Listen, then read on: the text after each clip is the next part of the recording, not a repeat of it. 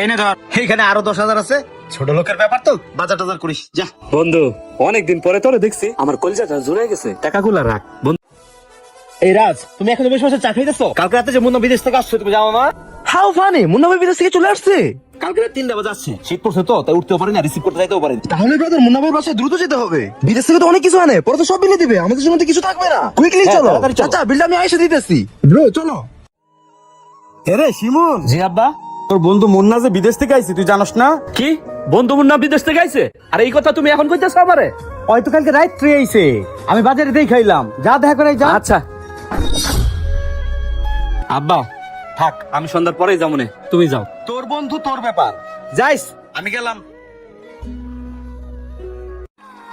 Hey brother please stop, এটা তো শিবু ভাইয়ের বাড়ি। মুন্না ভাই তো শিবু ভাইয়ের ছোট বাজার বন্ধু, যাইতেছে যখন শিবু ভাইয়ের সাথে করে নিয়ে যাই। দুর্বেটা তুই পাগল হইছস? ওর মধ্যে খেয়ার ছোট লোক সাথে নিয়ে ঘুরবো আমি? আরে ওরা যদি ওই জায়গায় নিয়ে যায়, মুন্না তো বিদেশ থেকে অনেক কিছু আনছে, ওই যে তোর ভাগ্য লাগবে, বুঝছ না তুই? চল বেটা। এই ফারুক ভাই, আপনি যে শিবু ভাইয়ের খেয়া ছোট লোক বলতেছেন, এই খেয়া ছোট লোক আপনার মায়ের অপারেশনের সময় রক্ত দিয়ে বাঁচাইছে, এত তাড়াতাড়ি ভুলে গেছেন? শোন বেটা, রক্তের গ্রুপ মিলে যে কেউ রক্ত দিতে পারে, এটা কোনো বড় বিষয় না। এই জন্য কি তার সাথে নিয়ে করতে হবে? চল বেটা, দেরি হয়ে যেতেছে। এই ভাই, মুন্না ভাই মনে হয় বিদেশ থেকে মেলা কিছু নিয়ে এসেছি। লোন যাই আমি জিনিসগুলো বুঝে নিয়ে আই। মুন্না, এই মুন্না, বন্ধু তুই কই? এই আই দিকে আয়।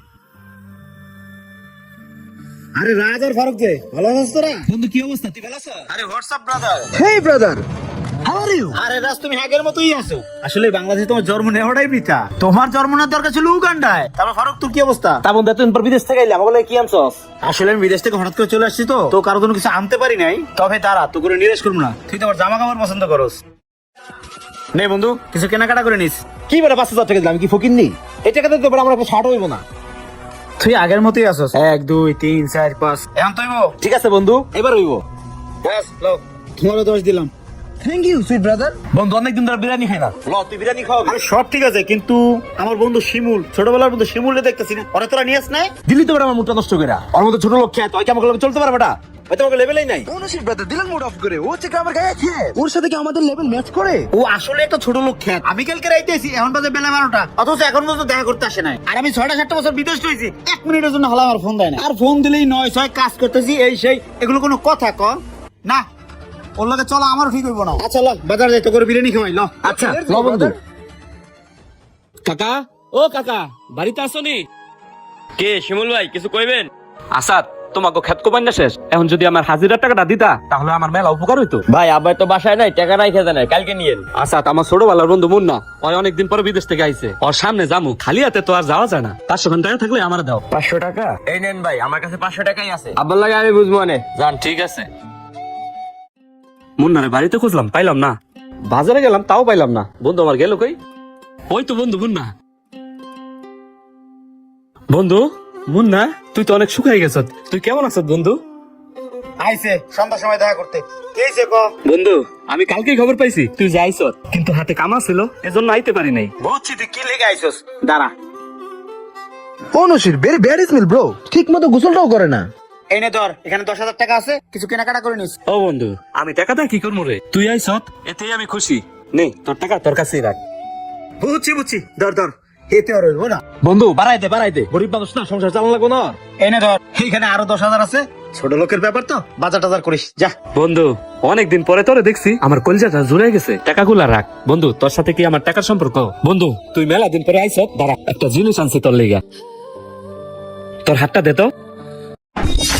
এই বেটা, রে তুই কি আনছস? 500 টাকা দামের ঘড়ি। মুন্নার হাতে দেখছস কি এটা? 50,000 টাকা দামের অ্যাপল ওয়াচ। তুই দেখছস? হেই ব্রাদার, কি বলছো? সে কি ব্র্যান্ড বুঝে? He is cat. তোর ঘড়ি তুই লয়ে যা বেটা, ছোট লোক বাচ্চা নে ধর। জানতে যা ভাই না, যা ভাগ। আয় ফারুক দাঁড়া। বন্ধু এদিকে আয়। কি হইছে বন্ধু?